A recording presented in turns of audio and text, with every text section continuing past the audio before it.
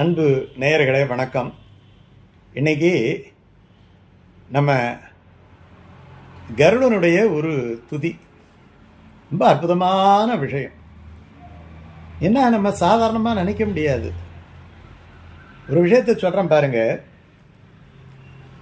வினதை சிறுவன் என்னட்டு அவருக்கு பேர். அந்த வினதை சிறுவன் தன்னுடைய தாயை விடுதலை செய்ய வைப்பதற்காக இந்திரனிடத்திலே இருக்கக்கூடிய அமிர்தத்தை போய் வாங்க போறாரு. போய் சண்டை போடுறாரு. சண்டை போட்டு கிண்டை போட்டு அவர் இந்த வஜ்ராயுதத்தால் அடிக்கிறாரு. கொஞ்ச நேரம் ஒரு ரெக்க உதித்துறாரு. அப்புறம் அந்த அமிர்தத்தை எடுத்துக்கிட்டு வர்றார். அப்ப பகவானே உபேந்திரனாக அவரோட சண்டை போட்டு அந்த சண்டையிலே இந்த கருடனை கொஞ்சம் கட்டுப்படுத்தி அப்புறம் கருடன் தான் பிரார்த்தனை பண்றாரு அவனுக்கு வாகனமா இருக்கணும் அப்படின்னுட்டு. இப்படியெல்லாம் கதைகள் இருக்கு.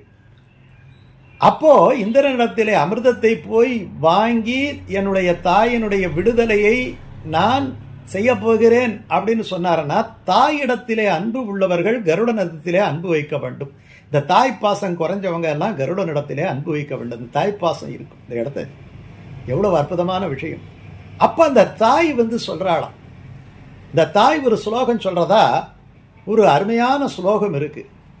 பாஷௌதே மாருத பாது சந்திரா பிருஷ்டம் சபுத்ரஹா சிரஸ்து பாதுதேவன்னி பாஸ்கரா சர்வமேவது விஷ்ணு சர்வகத சர்வாணி அங்காணி தவ சைவகி அப்படின்னுட்டு ஒரு ஸ்லோகம். இந்த ஸ்லோகத்தை சொல்லி ஆசீர்வாதம் பண்ணி அனுப்புறா. இந்த ஸ்லோகம் ராமாயணத்தில் வருது. எப்படி ராமாயணத்தில் வருது அப்படின்னு சொன்னா, தசரதன் சொன்னதா கைகேயி சொல்லி,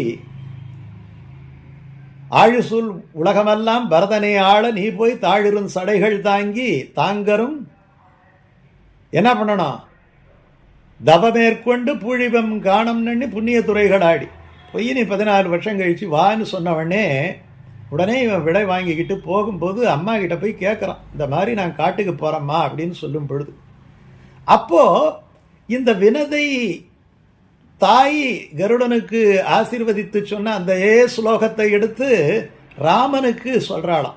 இந்த ஸ்லோகத்தை கெட்டியா வச்சுக்கோ.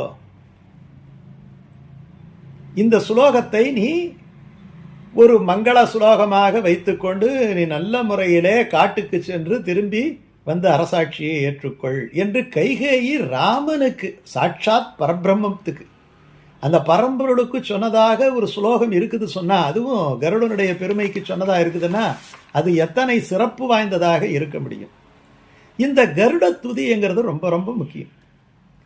கருடன் என்பது ஒரு சாதாரணமான ஒரு விஷயமே கிடையாது. இப்போ பெருமாள் கிட்ட போனா பெருமாள் நமக்கு உடனே உதவி பண்ணணும்னா நான் பெருமாளுக்கு முன்னாடி கருடன் நிற்பார். இதை கஜேந்திர மோட்சத்தில் தான் நம்ம பார்க்கலாம். அதனால தான் பராசரப்பட்டர் என்ன சொன்னாரு, பெருமாளே நீ சீக்கிரமா கஜேந்திரனை காப்பாத்திட்ட, ஆனா நான் உனக்கு நமஸ்காரம் பண்ண மாட்டேன், உனக்கு சீக்கிரமா வர்றதுக்கு உதவி புரிஞ்சு அந்த கருடனுக்கு தான், அந்த வேகத்துக்கு தான் நமஸ்காரம் பண்ணுவேன். உதவி என்றால் உடனே ஓடி வருவம் யார் என்று சொன்னால் அந்த கருடன் தான். அதனால கருடன் பெருமாள் ரெண்டும் ஒண்ணுதான் என்று சொல்லுவாங்க. அதுவும் காலையில இந்த கருட வாகன சேவை, கருட சேவை பார்க்கறது ரொம்ப விசேஷம். அந்த மாதிரி காலையில எங்க பார்க்கலாம் என்று சொன்னா ஒரே ஒரு இடத்துல தான் பார்க்கலாம். அது காஞ்சிபுரத்தில் தான் பார்க்கலாம். விடிய கால நான் 5 மணி 5:30 மணிக்கு விடிந்தும் விடியாத வேளையிலே இந்த பாஸ்கர உதயத்துக்கு முன்னாடியே வேத பாஸ்கரனாகிய அந்த கருடனை நாம் பெருமாள் மேலே ஏறி கம்பீரமாக நிற்க நம் தரிசிக்க முடியும். அது அங்கதான் முடியும். அவன் உதவிக்கென்றே இருக்கக்கூடியவன் கருடன். அதனால உதவ புள்ளூர்ந்து அங்கு உருதுயர் தீர்த்த என்கிறார். உதவ புள்ளூர்ந்து அங்கு, அந்த உதவி என்பது ரொம்ப முக்கியம்.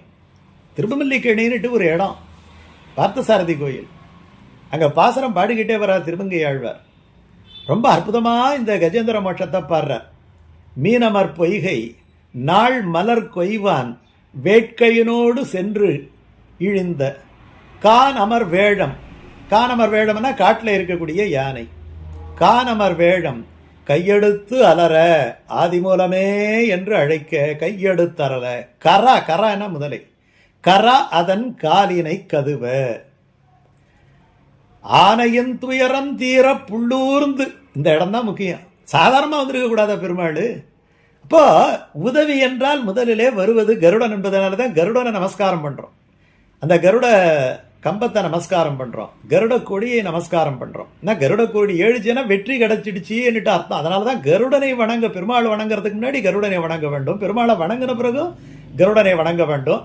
வெளியில் கோயிலில் பெருமாளை உள்ளே போய் பார்க்கக்கூடியாத ஒரு சந்தர்ப்பம் இருந்தால் என்ன பண்ணுறதுங்கிறதுக்கு தான் 4 மதில்லையும் என்ன வச்சுருக்கிறாங்க, கருடனை வச்சுருக்கிறாங்க. ஏன்னா பறக்கிறதுக்கு ரெடியாக, உதவி பண்ணுறதுக்கு ரெடியாக இருக்கிறாராம். நமக்கு ஆபத்துன்னா உதவி பண்ணுறதுக்கு ரெடியாக இருக்கிறாராம் கருடன். பெருமாள் கிட்ட கூட பெர்மிஷன் வாங்க வேண்டியது, அவர் உதவி பண்ணிடுவாராம். அதனால் ஆனையின் துயரம் தீர புள்ளூர்ந்து சென்று நின்று ஆழி தொட்ட ஆனை, பெருமாள் அப்படியே நின்றுட்டார். தேனமர் சோலை மாடமாமையிலே திருவல்லிக்கேணி கண்டேனேங்கிறார்.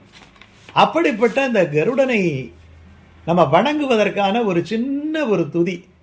எல்லாருக்கும் பார்த்தீங்கன்னா ராகு கேது தோஷங்கள் இருக்குது, சர்ப்ப தோஷங்கள் இருக்குது, எத்தனையோ தோஷங்கள் இருக்குது, கிரக தோஷங்கள் இருக்குது. அந்த கிரக தோஷங்கள் எல்லாம் போவதற்கு சில பேர் கேட்டாங்க, அதுக்கு ஏதாவது ஒரு ஸ்லோகம் இருக்கா, ஒரு நல்ல மந்திரம் ஏதாவது இருக்கா?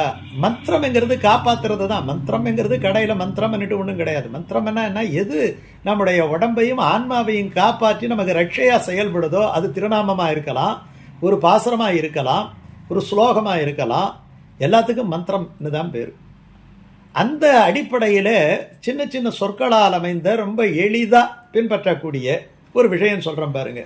அந்த கருட துதியை தினசரி நம்முடைய நேயர்கள் சொல்லுவதன் மூலமாக வெற்றி மீது வெற்றி என்னை சேரும்னு சொல்கிற மாதிரி வெற்றி மீது வெற்றி அவர்களை சேரும். இப்போ அதை பார்க்கலாமா?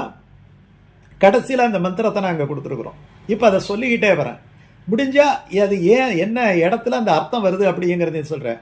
ஓம் ஸ்ரீ காருண்யாய, காருண்யம் மிகுந்தவன், கருடாய கருடன், வேதரூபாய வேதரூபமாக இருக்கக்கூடியவன், வினதாபுத்ராய வினதையனுடைய சிறுவன், விஷ்ணு பக்தி பிரியாய அவனை விட விஷ்ணு பக்தன் கிடையாது, அம்ருத கலசஹஸ்தாய தன்வந்திரி பகவானுக்கு அமிர்த கலசஹஸ்தன் என்று பேர், கருடனுக்கு அமிர்த கலசன். அதை அவரை படைக்கக்கூடிய கொழுக்கொட்டை நாச்சியார் கோயிலில் அதுக்கு அமிர்தம்னு தான் பேர், அதுக்கும் அமுத கலசம் தான் பேர்.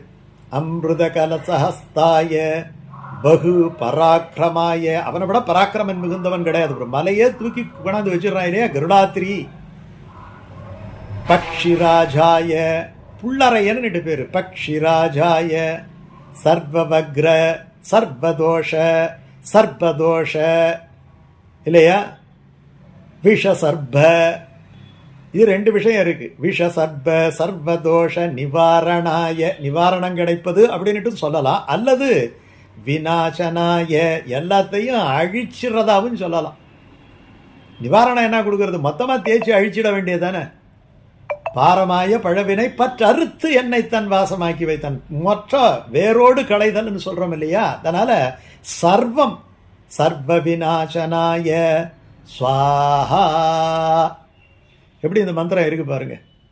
இந்த மந்திரம் இது தொடர்ச்சியாக வருது பாருங்க. நீங்கள் அதை அப்படியே நோட் பண்ணிக்கிட்டு அதை காலையிலும் மாலையிலும் இல்லை கருடனை பார்க்கும் பொழுது நீங்கள் இந்த துதியை ரொம்ப ஈஸி மனப்பாடம் பண்ணுறது. 2 தரம் சொன்னால் வந்துடும். வந்தோம்னா உங்களுக்கு எல்லா க்ஷேமங்களும் கிடைக்கும், எல்லா தோஷங்களும் நீங்கும்.